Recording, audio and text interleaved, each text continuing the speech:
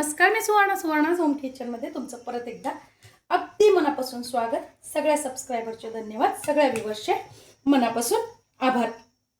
आज आपण बघा किती सुंदर असा केक आपला तयार झालेला आहे. मस्त असा अगदी स्पॉन्जी, बघा जाळी पण खूप सुंदर पडलेली आहे. खूप सुंदर असा आपला केक तयार झालेला आहे. वा,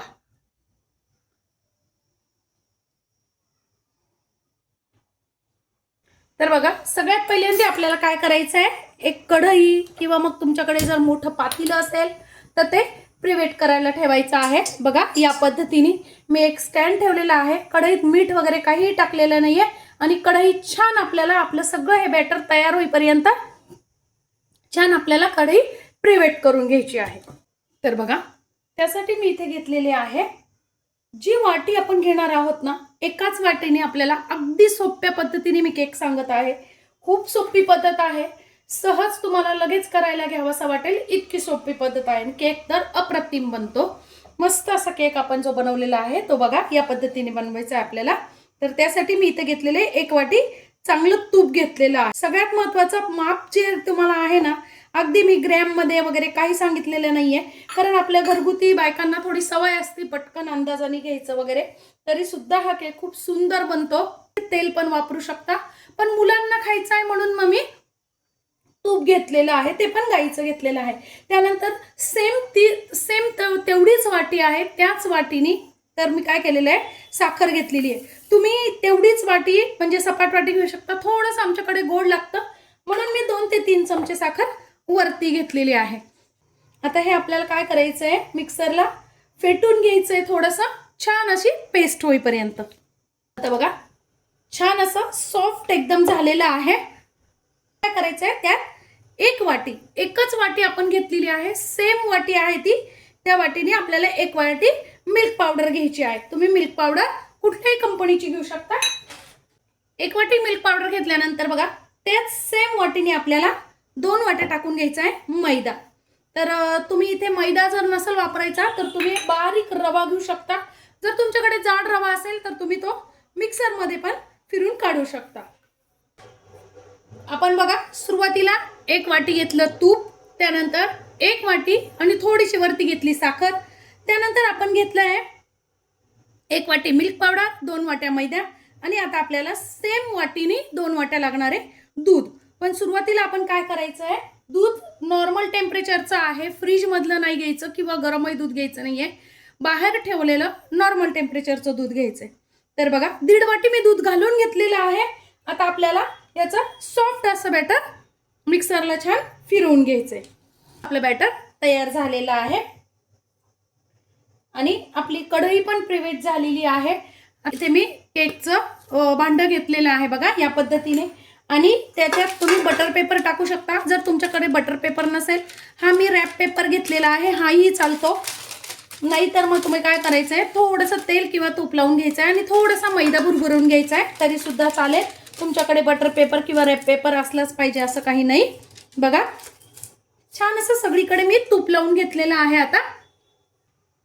आता बघा हा टीस्पून आहे, टेबल स्पून नाहीये, टीस्पून आहे. तर आता 1 चमचा मी घेतलेला आहे, फक्त 1 चमचा आपल्याला टाकून घ्यायची आहे बेकिंग पावडर आणि अगदी पाव चमचा आपल्याला टाकून घ्यायचा आहे बेकिंग सोडा. आणि जे आपण अर्धी वाटी दूध ठेवलेलं होतं ना, ते आता यावर टाकून घ्यायचंय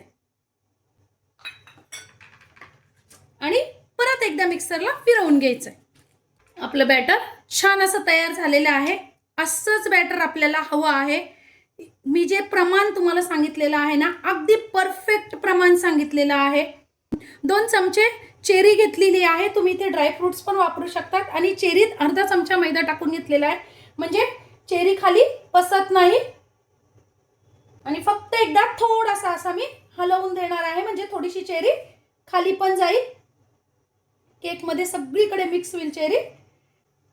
आता फक्त आपल्याला काय करायचं, असं 2 ते 3 वेळेस केक टॅप करून घ्यायचा आहे बघा या पद्धतीने.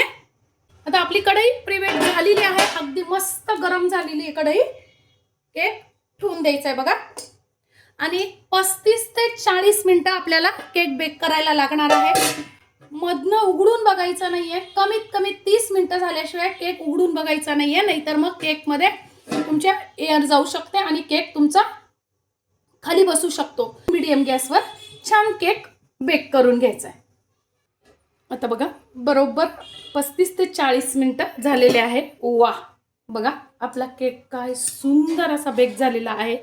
दिसतच आहे तुम्हाला, खूप सुंदर केक बेक झालेला आहे. आता काय करायचं आहे, एखादी टूथपिक किंवा सुरी बरोबर अशी मध्ये घालून बघायची आहे आणि बघा अगदी क्लीन निघालेली आहे. अजिबात कुठेही चिटकलेला नाही आहे. साईडला पण घालून बघायची एकदम. बघा अगदी क्लीन निघालेली आहे. म्हणजे आपला केक छान असा बेक झालेला आहे. मस्तच. आता हा काढून घ्यायचा आहे. काढून घेतलेला आहे आणि पूर्णपणे आपल्याला आता हा थंड होऊ द्यायचा आहे. थंड झाल्याशिवाय केक कट करायचा नाही.